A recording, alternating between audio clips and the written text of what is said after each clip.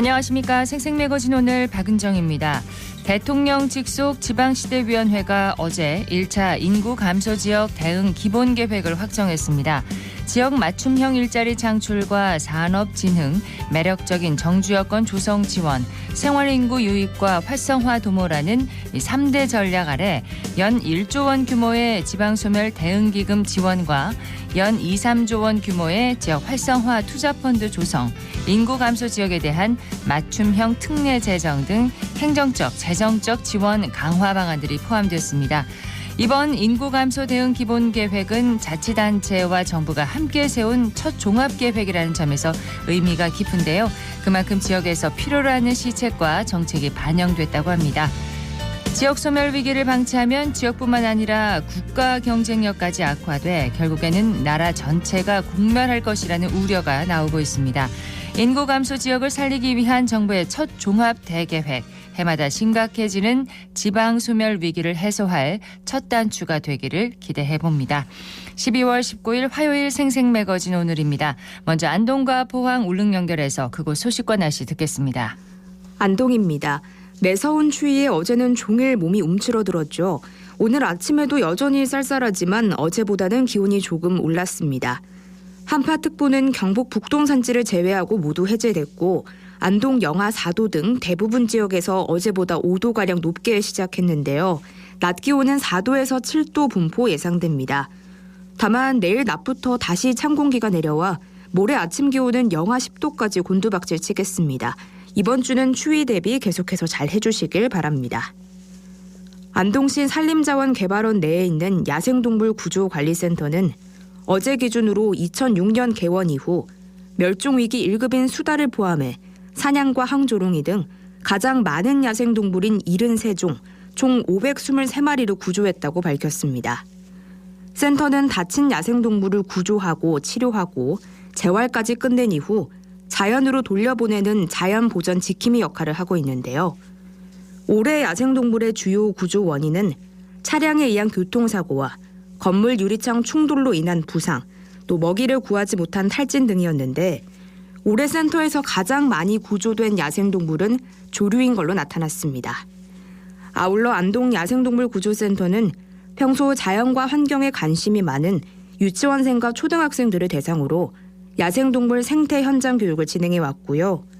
올해는 총 6번 170명이 현장 교육을 받았고 방문객들에게 동물 보호 의식 향상과 생생한 야생동물 체험에 장이 됐습니다. 최근 야생동물에 대한 관심이 늘어나고 있는데요. 앞으로도 야생동물 구조관리센터가 건강한 생태계 복원을 위해 구조활동과 더불어 교육활동까지 잘 수행하길 기대해 봅니다. 지금까지 안동이었습니다. 이어서 포항입니다. 다행히 오늘은 어제보단 추위가 덜하겠습니다. 아침 기온 영하 1도로 출발했고 한낮에는 7도까지 오르겠지만 여전히 평년 수준을 3도가량 밑돌겠습니다. 내일 낮부터 다시 찬 공기가 밀려오면서 주 후반의 아침 기온은 영하 7도 안팎까지 큰 폭으로 떨어지겠습니다. 한편 대기는 갈수록 메말라 가고 있습니다. 현재 건조주의보도 내려져 있으니까요. 화재 사고 발생하지 않도록 각별히 유의해 주시기 바랍니다. 내일 오후 7시 영덕 영해만세시장 내 3.18 문화살롱에서 제1회 관광포럼 영덕 관광살롱이 열립니다. 영덕 관광살롱은 영덕 관광을 발전시키기 위해서 지역 주민과 관광업계, 관광학계 인사들이 모여서 각자 의견을 나누고 소통하기 위해 마련된 자리인데요. 관광포럼 당일인 내일 영덕의 관광 현안에 대해서 발표하고 지역 관광의 현 주소와 가능성, 관광 활성화를 위한 방향을 모색합니다. 또 영덕 관광에 관심이 큰 지역 주민들과 자유롭게 토론하는 시간도 가질 예정인데요.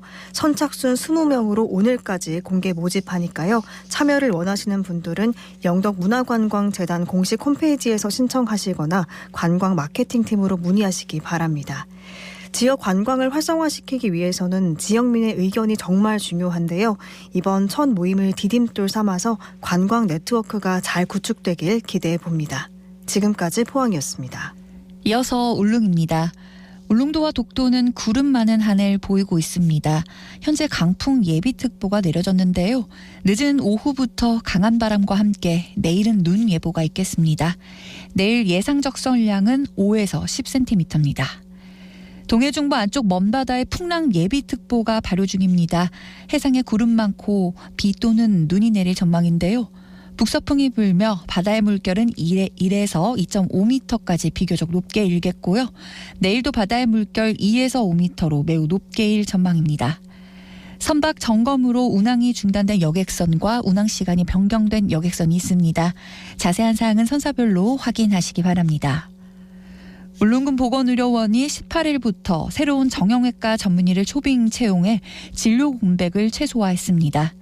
울릉군 보건의료원은 지난 8일 정형외과 전문의의 계약 만료로 섬 지역 주민들의 의료 공백 우려가 있었는데요. 이에 새로운 정형외과 전문의를 초빙 채용해 진료 공백을 최소화했다고 밝혔습니다. 이번에 채용된 전진욱 정형외과 전문의는 부산 백병원, 부산 노인 전문 제3병원, 개인병원 등 약 22년간 관련 분야에 재직한 풍부한 경험과 전문성을 바탕으로 정형외과 진료를 울릉군 보건의료원에서 펼치는데요. 울릉도는 지역 특성상 정형외과 진료가 많습니다. 앞으로 울릉군 보건의료원은 전문성을 겸비한 전문의 선생님을 초빙해 주민들에게 전문적인 의료 서비스를 제공하고 전 의료원 직원들은 최상의 의료 서비스를 제공하도록 노력하겠다고 말했습니다. 지금까지 울릉이었습니다.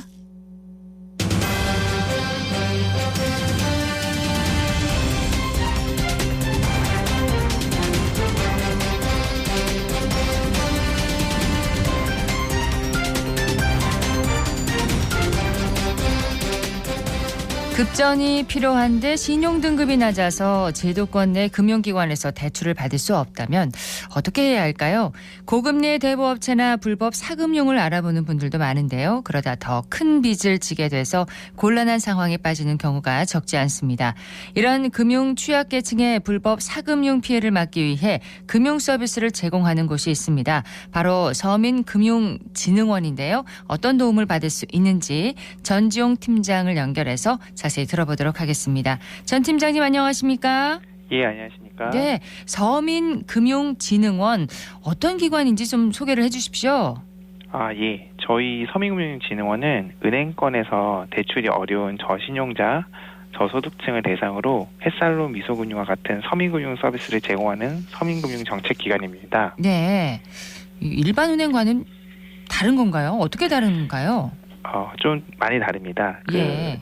일반 금융기관 같은 경우에는 신용 점수가 낮고 소득이 적은 분들에 의하면 좀 대출이 거절되는 경우가 많습니다. 네. 반면 저희 기관은 소득과 신용 점수가 낮은 근로자와 영세사용업자, 청년 대학생, 취약계층 분들 대상으로 정책 서민금융 상품을 제공하고 운영하고 있습니다. 그렇군요. 그러면 이 서민금융진흥원, 서민을 대상으로 한 금융 서비스를 제공하는 곳 이렇게 이해를 하면 될까요?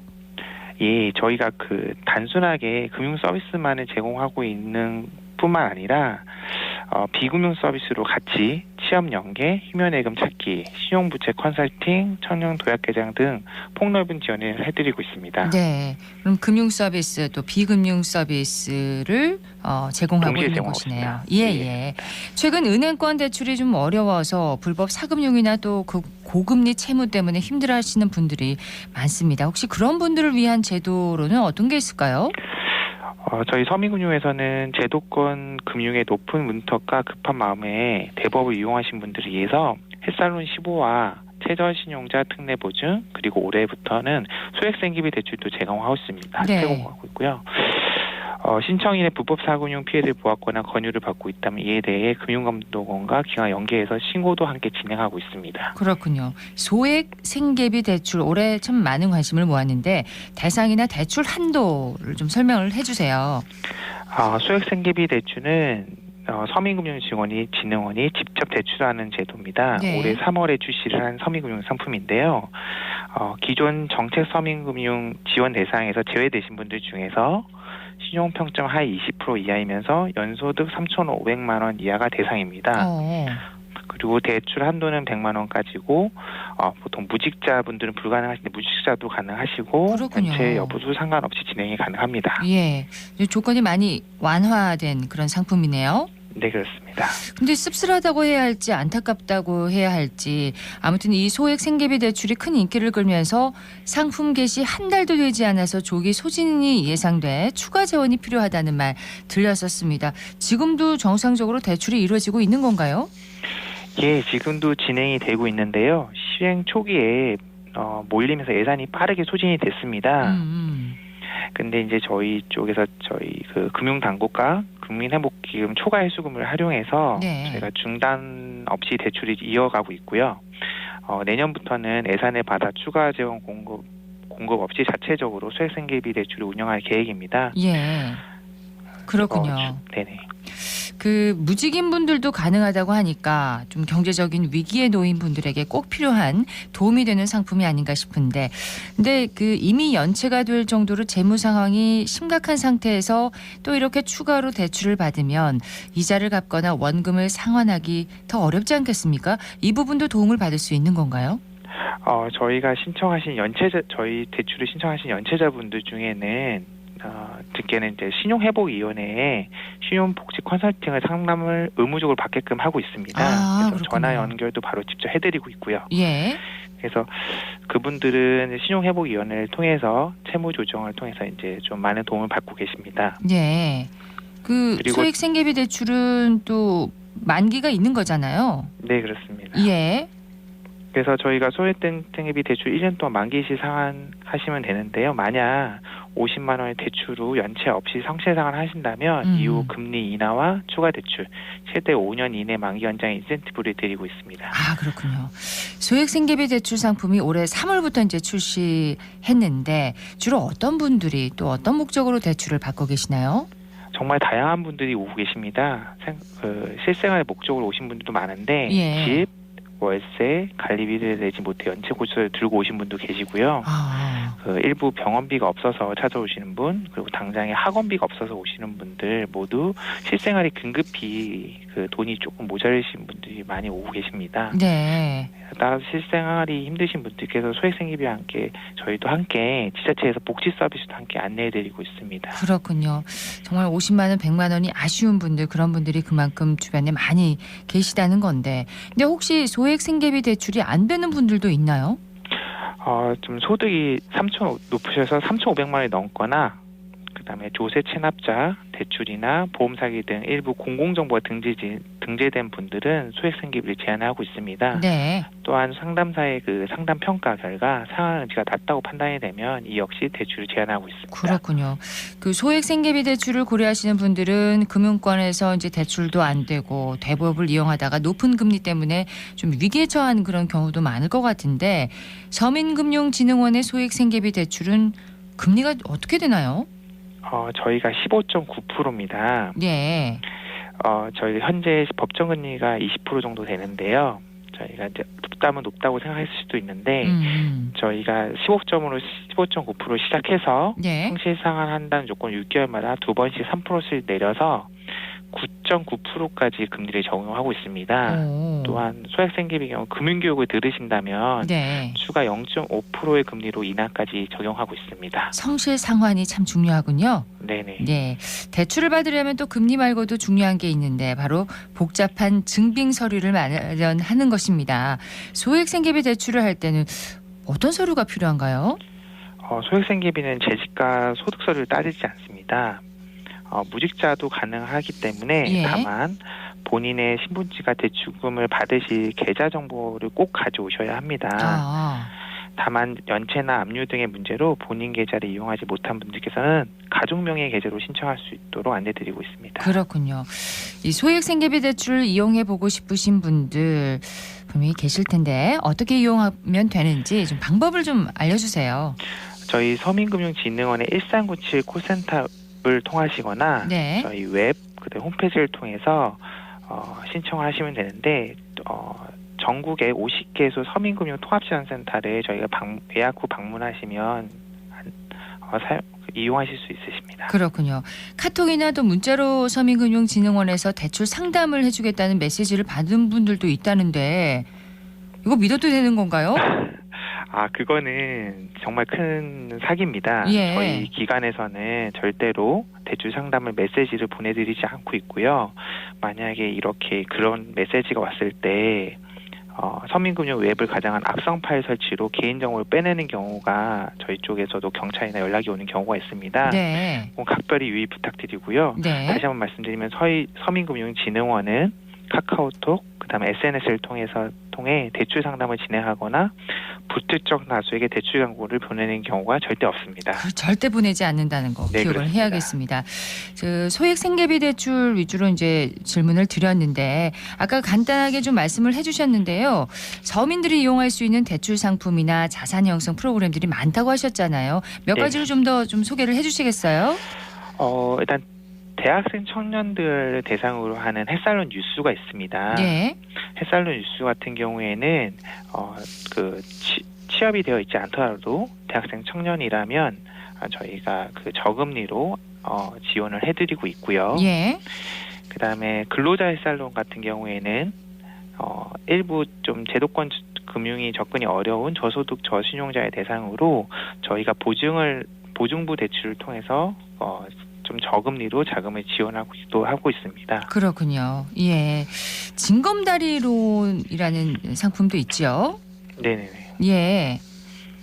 그러니까 저희 쪽에서 정책 서민금융 상품을 성실히 이용하신 상한자에게 은행에서 지원한 서민금융 우대 대출 상품입니다. 그렇군요.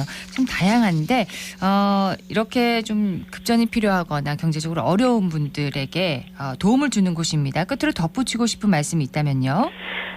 상품을 다 설명을 드리지 못했고 예. 오시는 분마다 사항이 달라서 다 설명이 정확하게 못 드리는 제한적으로 드린 것 같습니다. 근데 단순히 급전이 필요하시다고 딱 생각이 드시면 예. 가장 먼저 전화기에 드셔서 1397 누르시면 저희가 좀 최선 다해서 돕도록 하겠습니다. 예, 여기까지 듣겠습니다. 고맙습니다. 예, 감사합니다. 예, 중저신용자를 위한 금융 서비스 어떤 게 있는지 알아봤습니다. 서민금융진흥원의 전지용 팀장이었습니다.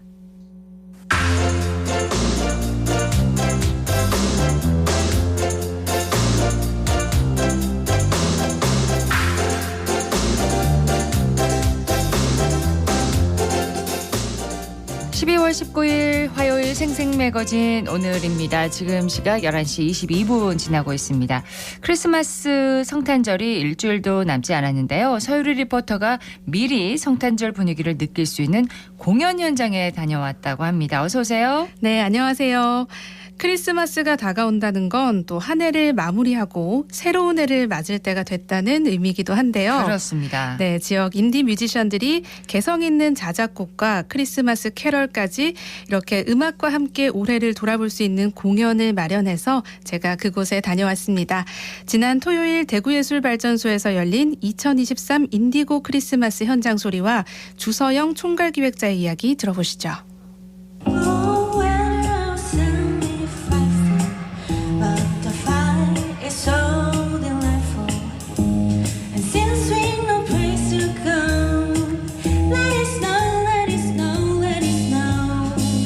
공연장이 아닌 공간, 보통 전시를 주로 하는 대구예술발전소에서 다양한 장르와 다양한 연령대의 시민들을 초대하고 싶은 마음에서 이 시민 친화적인 공연을 만들어봤습니다. 트렌디한 감각의 인디 뮤지션들로 구성을 했는데요. 또 연말이다 보니까 크리스마스 느낌을 선물해드리고 싶은 마음에 확실하게 크리스마스 컨셉의 공간을 꾸며서 진행을 했습니다.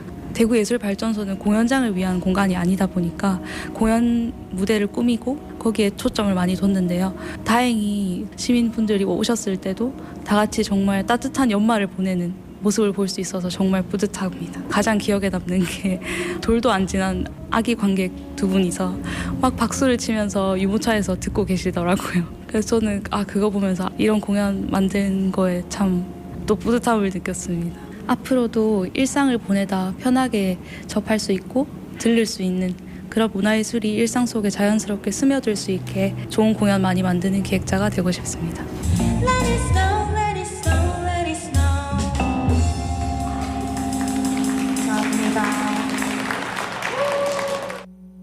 유모차를 탄 아기들도 이렇게 공연을 볼 수 있었다는 걸 보면 편안한 편안한 분위기에서 공연이 진행됐나 봐요. 네, 맞습니다. 메리 크리스마스 문구와 크리스마스 장식을 배경으로 산타 모자를 쓴 인디 뮤지션들이 노래를 불렀는데요.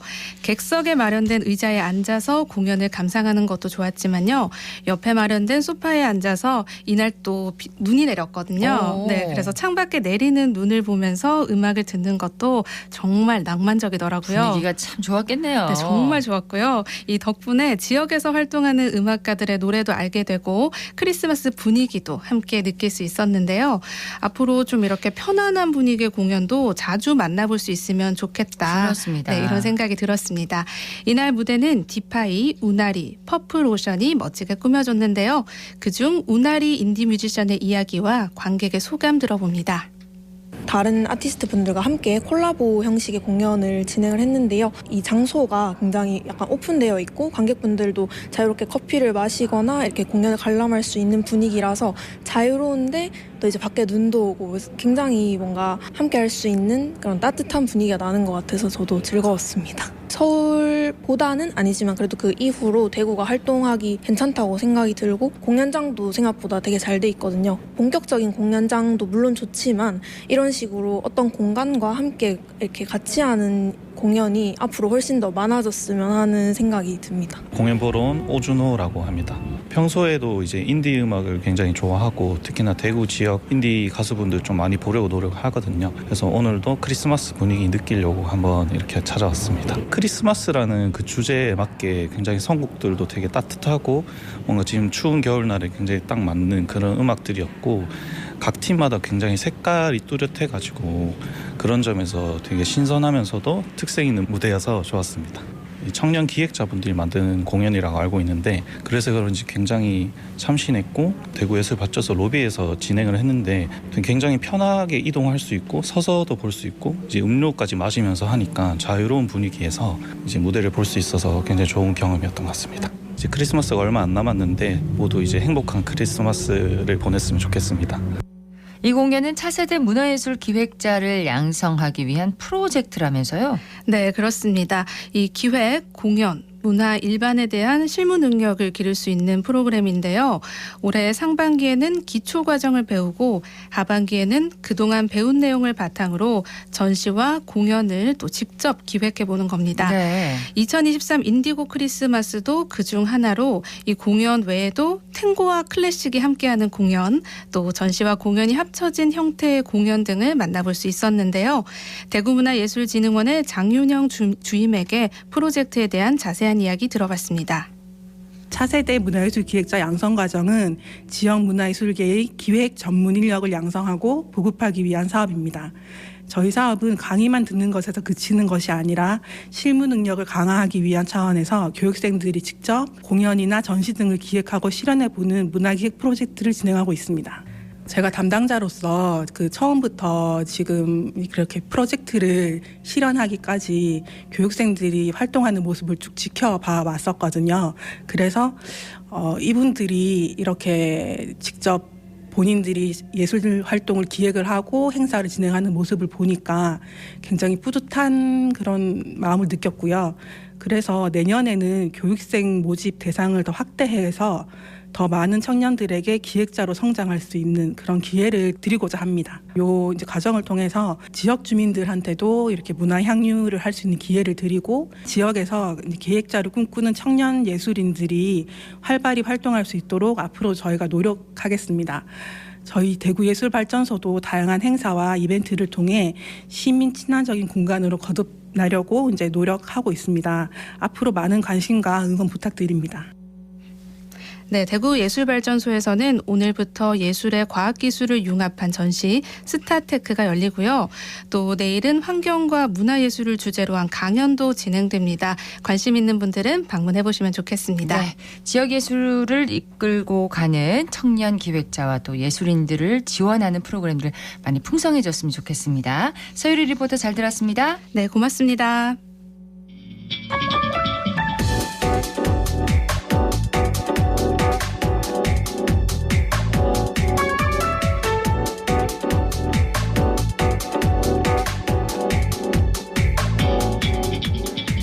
묻고 듣고 생각과 마음을 나누는 방송 지금 여러분께서는 대구 경북을 보고 듣는 생생 매거진 오늘을 함께하고 계십니다.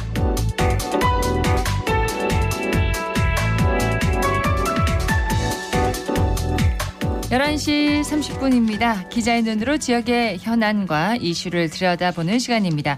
매일신문 구미수 기자와 함께합니다. 안녕하세요. 네, 안녕하세요. 네, 오늘 구미수 기자가 준비한 주제는 뭔가요? 네, 경북 동해안을 바꿔놓은 서산 영덕 고속도로를 주제로 지역 경제에 미치는 파급 효과에 대해 준비했습니다. 네, 서산 영덕 고속도로 어떤 고속도로인가요? 네, 해마다 겨울 대게철이 시작되면 그 동해안 관광 수요가 급증합니다. 그렇죠. 동해안을 찾는 관광객들이 주로 이용하는 고속도로가 바로 충남 서산과 경북 영덕을 잇는 서산 영덕 고속도로입니다. 올해도 개통 7주년을 맞이하고요. 당초 기대대로 영덕 등 경북 동해안을 변방에서 인기 관광지로 돌려놓은 혁혁한 공을 세웠습니다. 그렇군요. 매년 이 고속도로 통행량이 늘어나는 것은 물론 대게 주산지인 영덕 관광객도 급증했습니다. 예. 얼마나 그럼 그 관광객이 늘어나는지 수치로 증명이 되나요? 네, 경북 영덕군은 인구 3만 4천 명이 사는 작은 도시입니다. 영덕군이 휴대전화 빅데이터를 확보해서 분석한 자료에 따르면 서산 영덕 고속도로 개통 직전이었던 2016년 한 해 영덕 관광객이 687만 명이었습니다. 예. 그해 12월 서산 영덕 고속도로의 미개통 구간이었던 상주 영덕 구간이 뚫리면서 이듬해인 2017년 관광객이 984만 명으로 급증했습니다. 네, 2018년에는 1,039만 명이 찾아오면서 영덕은 관광객 1천만 명 시대를 열었고요. 네. 지난해에 이어 올해도 1천만 명대 관광객 시대를 이어가는 것이 확실시됩니다. 수치로만 봐도 엄청난 변화네요. 네. 예. 영덕은 경북의 대표적인 관광지잖아요. 네, 이 고속도로를 통해 다른 지역과의 접근성이 좋아져서 지역을 대표하는 송이와 대게가 제철을 맞으면 판매가 수직 상승합니다. 영덕군은 매년 대게철에 동해안 대표 미양으로 꼽히는 강구항 일대에서 영덕 대게 축제를 열고 있습니다. 서산 영덕 고속도로 개통 직후 관광객 급증 효과가 나타났고요. 예. 무엇보다 동해안 64km를 끼고 도는 해안길이죠. 블루로드가 전국적 명성을 얻으면서 대한민국 대표 관광도시로 이름을 올리고 있습니다. 블루로드 아름답죠. 네. 2018년 문화체육관광부와 한국관광공사가 공동 선정하는 한국관광의 별로 뽑히기도 했습니다. 강구항은 대게라는 단일 품목으로 300곳 가까운 대게 상가가 형성되어 있는데요. 예. 국내 최대 규모이고요. 영덕 대게가 전국적인 브랜드로 올라선 것을 보여주는 현장입니다. 그렇군요. 서산 영덕 고속도로 이 네. 고속도로 역할이 정말 컸네요. 네, 충남 당진에서 시작해서 경북 상주를 거쳐 영덕으로 이어지는 고속도로인데요. 이 내륙 사람들이 마음만 먹으면 동해안 구경을 아주 쉽게 만드는 그런 그러네요. 역할을 하고 있습니다. 실제로 상주와 영덕 간 거리가 159.7km에서 107.6km로 줄어들면서 통행 시간도 1시간 20분가량 줄었습니다. 예. 점심 식사 시간이면 내륙과 해안을 넘나들며 맛집을 찾는 이들을 손쉽게 쳐다볼 수 있는 것도 이런 이유인데요. 한국도로공사가 집계한 고속도로 통행량 수치만 봐도 서산 영덕 고속도로 이용객은 꾸준히 늘어나고 있습니다. 2016년 1,600만 대 수준이었던 통행량은 완전 개통 직후인 2017년 2,200만 대로 올라섰고요. 예. 매년 통행량이 꾸준히 올랐습니다. 코로나19 확산 여파에도 지난해는 2,700만 대를 넘었고요. 올해는 이보다 더 증가할 것으로 보입니다. 네. 그 관광도 그렇지만 네. 골프 같은 레저 사업에도 영향을 받지 않았을까 싶어요. 예, 특히 영덕의 푸른 바다를 한 몸에 품은 오션비치 골프장은 해당 고속도로 개통에 따른 후광을 엄청나게 입었는데요. 주말이면 지역민들은 예약조차 못할 정도로 내륙에서 단체로 몰려온 골프 관광객들로 북새통을 이루고 있습니다. 그렇군요. 주변 식당들과 특산물 판매점도 덩달아 신이 났습니다. 코로나 시기를 버틸 수 있었던 것은 내륙 관광객들이 많이 찾아준 덕분이었는데요. 지역의 인구가 계속 줄고 있지만 내륙과 해안을 잇는 고속도로 개통에 따른 접근성 개선으로 지역 경기가 유지되고 있다고 했습니다. 예. 실제 관광객 증가가 지역 경제 활성화로도 이어지고 있는데요.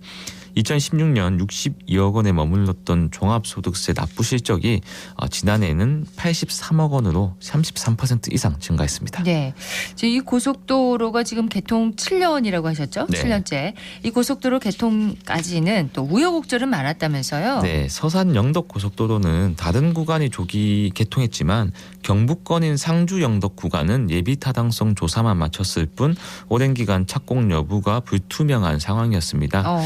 지금의 달빛 고속철도 사례처럼 계획 수립 이후 수요 타당성 논리에 휩싸여 오랜 기간 표류한 건데요. 그렇군요. 국가 균형 발전을 국정 간판으로 내세운 노무현 정부의 정치적 결단을 통해 사업 추진이 전격 결정됐습니다.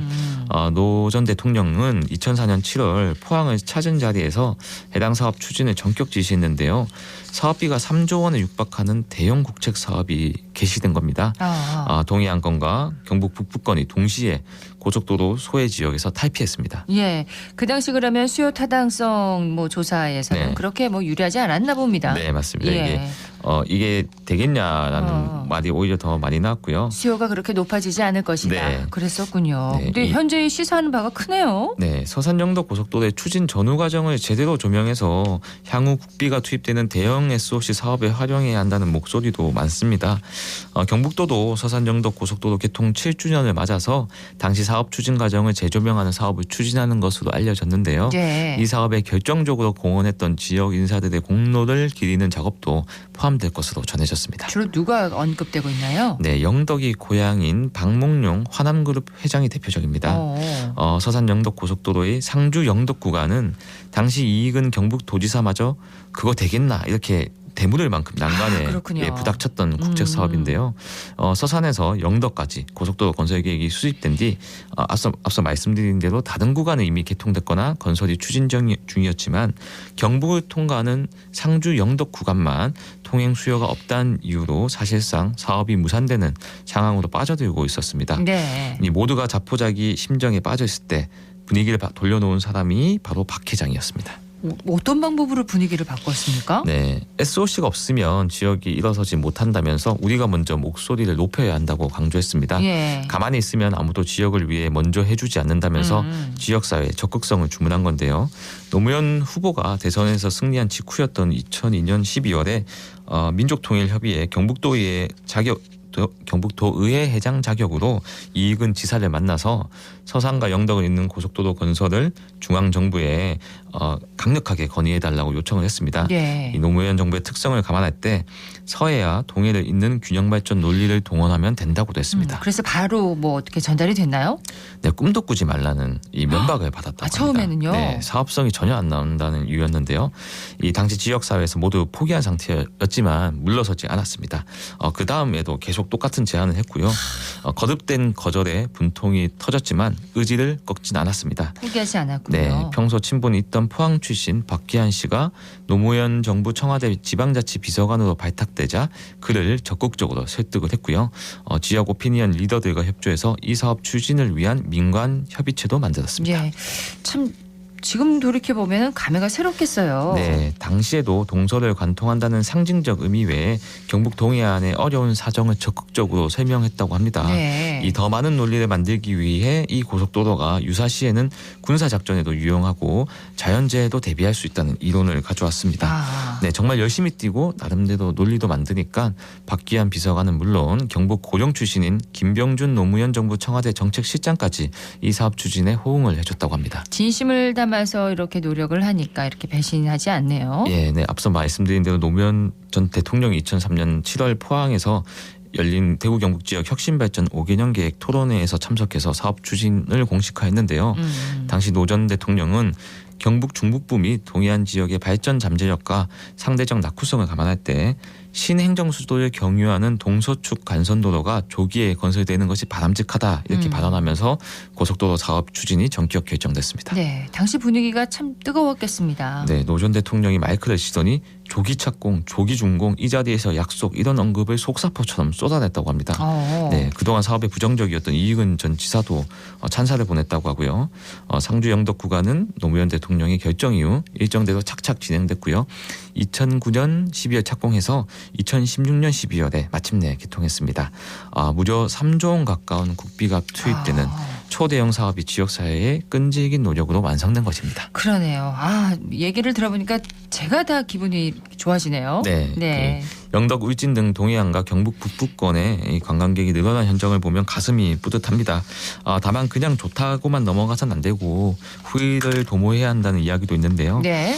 우선 도지사마저 안 된다고 했던 사업이 어떻게 국책 사업에 반영돼서 실제 개통까지 이어졌는지 이 과정을 기록으로 소상히 남겨야 한다는 조언이 나왔고요. 그러네요. 네, 그래야 지역을 살찌우고 희망을 남겨주는 SOC 사업을 더 늘릴 수 있고 중앙정부를 설득하고 이해시키는 논리도 풍성하게 개발할 수 있다는 이야기였습니다. 네. 또 이 사업 추진을 위해서 힘써준 당시 지역사회 오피니언 리더들과 김병준 당시 청와대 정책실장, 박기환 비서관의 공로를 기리는 기념비나 또 더 나아가서는 고속도로 개통을 기념하는 기념공원이 반드시 필요하다는 이야기도 나왔습니다. 예. 또 과거를 돌아보는 차원에서 차원도 있지만 우리의 미래를 위해서 꼭 필요한 일이라는 지적도 나왔습니다. 그럼 그때 예측됐던 수요 조사를 그 기대 이상으로 그 수요가 늘어나게 된 거네요, 지금. 네, 전혀 그 당시에는 개통 전에는 생각하지 못했던 수요가 생기니까 나오는 거죠. 그렇죠. 네. 예. 그로 인해서 이제 동해안이 엄청 발전을 하게 된 거고요.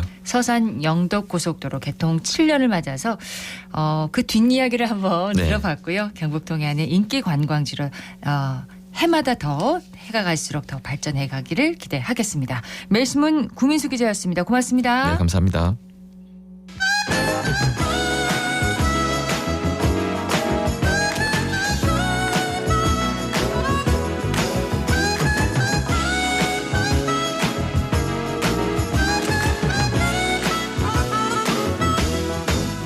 올해 지역의 주요 부동산 이슈에 대해서 살펴보도록 하겠습니다. 어쨌든 경제 오늘은 한 해를 마무리하면서 우리 지역의 부동산 시장을 정리하겠습니다.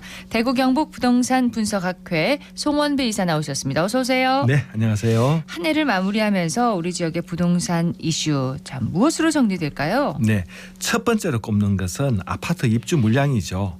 2023년 한 해에만 3만 5천 세대의 입주 물량이 몰려 있어서 많은 걱정을 할 수밖에 없었습니다. 네. 대구의 아파트 공급이 시작된 이래로 가장 많은 입주 물량이 쏟아지는 만큼 입주에 대한 우려가 많았던 게 사실인데요. 입주가 많다는 것은 추가적인 가격 하락을 암시하기에 올 초만 하더라도 조금 공포스럽기까지 하였습니다.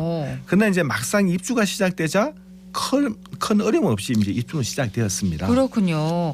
이유가 있나요? 네, 입주 예정자들의 특성을 파악해 보면 이해가 되는데요. 먼저 청약 당첨자 선정 시에 청약 경쟁률이 매우 높았죠. 그렇죠. 이 조기에 100% 분양되던 시절이었습니다. 이 특별 공급을 보면은 전체 공급 물량의 약 한 50%가 신혼부부, 다자녀, 기간 추천 등 이 실수요자에게 공급이 되었던 것이고요. 또 1순위 청약 경쟁률이 수십 대 1을 이제 기록했던 만큼 이 가점제가 높은 사람이 당첨되었다는 것인데요. 네. 가점제는 뭐냐 하면은 얼마나 오랫동안 무주택으로 있었는지 또 부양 가족 수가 또 얼마나 많은지 청약 통장 가입 기간이 긴 사람, 즉 가점이 높은 사람들이 당첨되었기에 이들 대부분은 실수요였던 것이죠. 집이 꼭 필요한 그렇죠. 그런 사람들이었군요. 이 때문에 입주가 시작되었어도 대부분 무주택 가구였던 이들은 별 어려움 없이 입주를 할 수 있었던 거죠. 물론 전세 살던 집에서 보증금을 받아 놓는데 조금은 어려움은 있었겠습니다마는 이 또한 입주 시기에 대한 상당한 기간이 있었기에 준비를 할 수 있었던 것입니다. 그렇군요. 당시 미분양이 낮거나 또 투자자들이 들어간 단지는 어떻게 됐나요? 네, 실수요자들이 분양받은 아파트는 입주가 향후했지만 입지가 불리한 곳이거나 분양 가격이 높아서 수요자들이 외면했던 단지는 미분양이 되고 투자자가 유입되었던 아파트가 있습니다. 이들 단지는 입주 시점에 가격이 더욱 하락하여 마이너스 프리미엄에 전세값까지 폭락해서 더욱 상당한 어려움이 있었는데요. 네. 왜냐하면 이 투자 목적으로 구입한 다주택자들은 취득세 중과세와 이 DSR 등 추가 대출의 어려움이 따르고 급매라도 이제 처분해야만 했죠. 그렇죠. 원래 입주 단지를 보면 이 초기 청약 경쟁률이 높았던 단지, 즉 실수요 위주의 단지는 빠른 입주율과 함께 가격 회복이 빠르게 나타난 반면에 미분양으로 인한 투자자들이 들어왔던 단지는 입주율이 낮고 또 계약금 포기 등 악성 매물이 출회하며 가격 회복이 더뎠습니다. 그렇군요. 올해 우리 지역의 부동산 이슈 첫 번째는 아파트 입주 물량이었습니다. 두 번째는 뭔가요? 네, 신규 물량이 제로 수준이었다는 것인데요. 대구는 2018년도부터 2022년까지 지난 5년간 12만 6천 세대를 공급했는데요. 부동산 경기가 하락이었던 2020년에는 3만 2천 세대를 공급했고 네. 5년간 한 해 평균 공급된 물량은 2만 5천 세대나 되죠. 이 대구연구원은 대구의 한 해 적정 입주 물량을 1만 3천 세대로 잡고 있는데 2배 수준을 공급했다고 보면 됩니다. 그런데 올해 대구의 분양 승인된 물량만 보면 달성군 다사의 34세대에 불과하다는 것입니다. 예. 동구에 1월에 청약받은 단지가 하나 있지만 지난해 12월 분양 승인된 물량이었죠.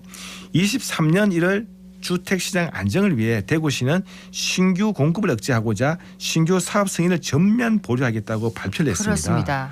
물론 이제 신규 사업 승인 중단이 신규 분양으로 이어지는 것은 아닙니다만은 심리적으로는 장래는 공급이 감소한다는 메시지가 전달되어 시장의 안정을 도모하려 한 것이죠.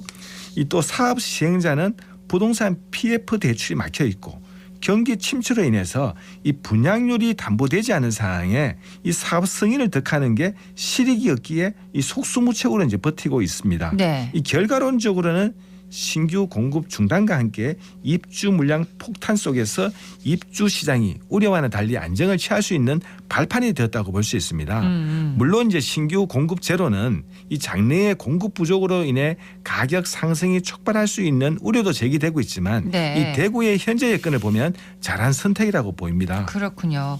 올해 대구에 신규로 분양된 물량이 34가구, 네. 34세대 뿐이었다는 게 정말 놀라운데 세 번째 이슈는 뭐였나요? 네, 정부에서 1월 신설한 특례 보금자리 대출입니다. 이 총부채 상환 비율 DSR 적용으로 대출이 막혀서 집을 사기도 어려운 상황이었지만 정부는 주택 가격 9억 원 이하인 차주가 소득 제한 없이 최대 5억 원까지 LTV와 DTI 한도 안에서 대출을 가능케 하는 상품을 출시한 것인데요. 네. 금리가 지속해서 오르는 상황이었고 또 서민과 실수요자의 이자 부담이 빠르게 증가하고 있었죠. 무엇보다도 시중금리가 저렴하며 고정금리라는 게 이제 주요했습니다.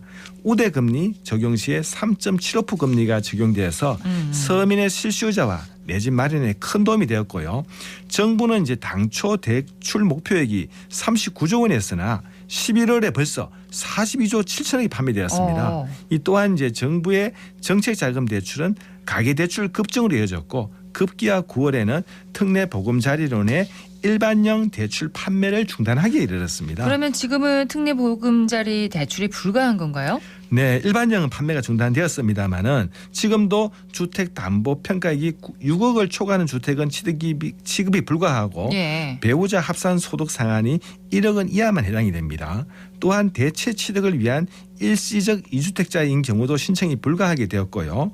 또 내 집 마련을 위한 유용한 수단이었던 특례 보금자리론은 1년간 한시적으로 운영되는 상품으로 내년 1월 29일 이후 판매 중단되기에 네. 대출을 염두에 두신 분이라면 참조하셔야겠습니다. 자, 다음 부동산 이슈는 뭔가요?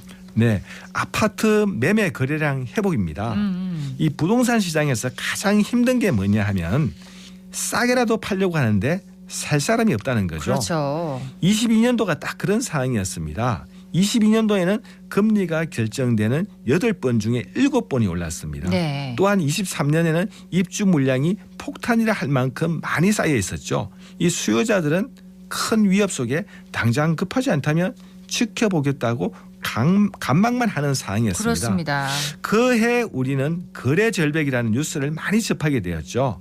이 대구의 아파트 매매 거래는 20년에 5만 1,000건, 21년도에 2만 1,000건, 22년에는 1만 1,000건으로 계속 떨어졌네요. 이 부동산 통계가 도입된 이래로 가장 낮은 거래를 보였습니다. 이 아파트 매매 거래량은 월별 평균으로는 지난해 월 920건이 된 것이 네. 올해는 1,900건으로 2배 증가했고요. 분양권 거래 또한 전년도 월 159건이었던 것이 올해는 463건으로 2.9배 거래가 증가했습니다. 네. 입주가 이제 많이 몰려 있기에 분양권 전매를 통해서도 많은 거래가 이뤄졌고요. 또는 기존에 살던 주택을 매매하고 이 새 아파트에 입주하기 위한 매매 거래가 성사되며 모처럼 거래의 활기가 붙었습니다. 네. 그렇지만 이제 시장의 양극화는 더욱 분명해졌는데요.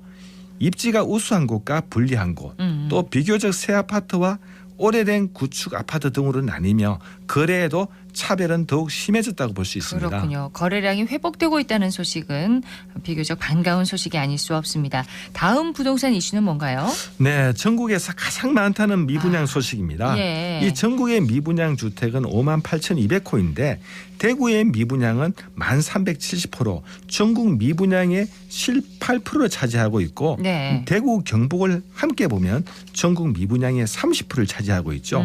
이 대구의 미분양은 2월에 14,000여 세대로 정점을 찍고 8개월 연속 미분양이 하락하고 있는데요. 네. 10월 현재 1,376호로 최고점에 비해서는 3,600호 미분양이 감소했습니다.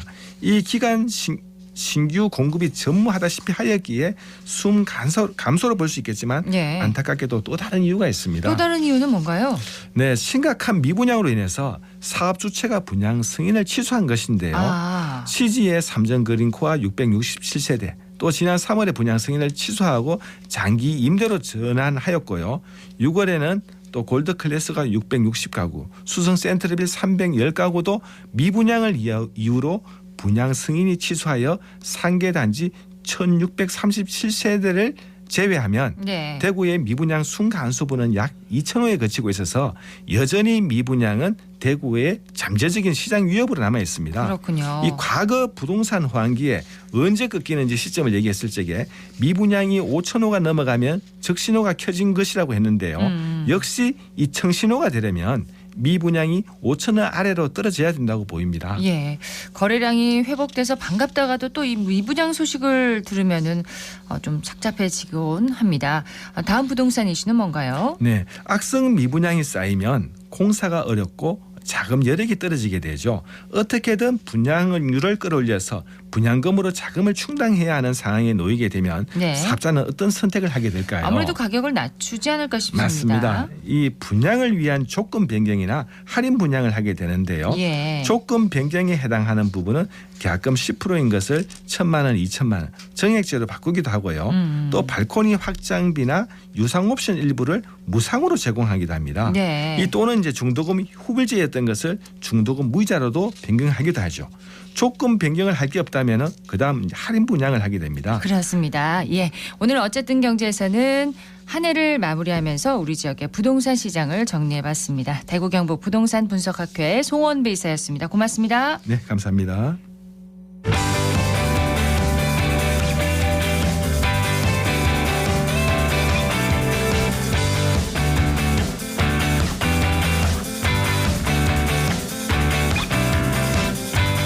클릭 정보 클립.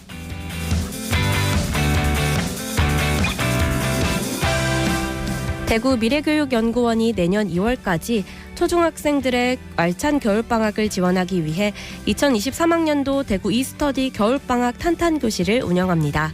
대구 이스터디 겨울방학 탄탄교실은 학생들이 자신의 수준과 관심 분야를 선택해 스스로 학습할 수 있도록 화상 수업과 학습 콘텐츠를 기반으로 총 92개 과정으로 운영되는데요.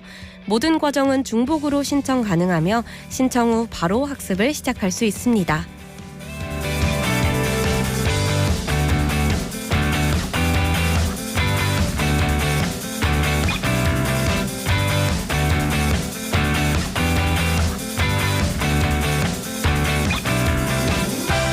대구 섬유박물관은 2024년 푸른 용의 해를 맞아 오늘부터 내년 2월 18일까지 특별 전시회 새로운 꿈을 꾸어용을 개최합니다. 전시작품은 용, 판다, 고양이 등 동물과 자원 풍경을 소재로 하며 마음으로 그리기 센터 소속 발달장애 청소년과 청년들이 모두 그렸는데요. 이번 전시회를 통해서 꿈과 행복을 펼치는 자폐 스펙트럼 청소년과 청년들의 창작 활동도 응원하겠습니다.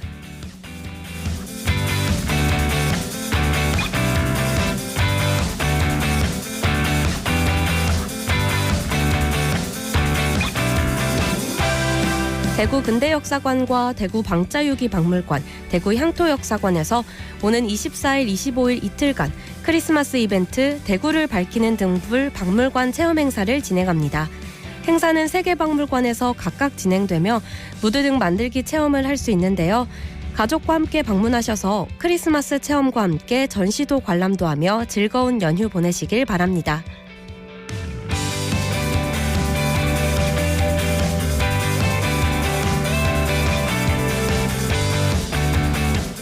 대구 현대사진영상학회가 주최하는 2023 국제사진 영상전시 뉴 포토그래픽 이미지전이 대구 봉산문화회관의 1, 2전시관에서 오는 20일부터 24일까지 열립니다.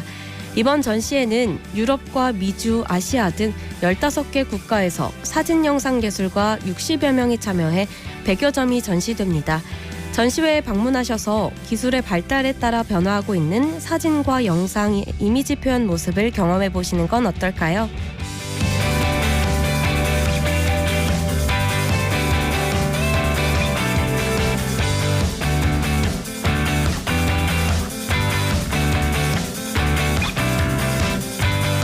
한파가 이어지고 있는 요즘 겨울철 난방비를 절약하는 방법에 대해 알려드립니다. 먼저 실내 적정 난방 온도는 18도에서 20도로 유지하시기를 권장해 드리는데요. 겨울철 실내 온도를 1도만 낮춰도 난방비를 최대 9%까지 절약할 수 있습니다. 또 온수를 사용한 후에는 수도꼭지를 냉수 쪽으로 돌리시는 것도 좋겠고요. 보일러의 외출 기능과 방한용품을 활용하시는 것도 하나의 방법입니다. 지금까지 클릭 정보 클립 배아연이었습니다.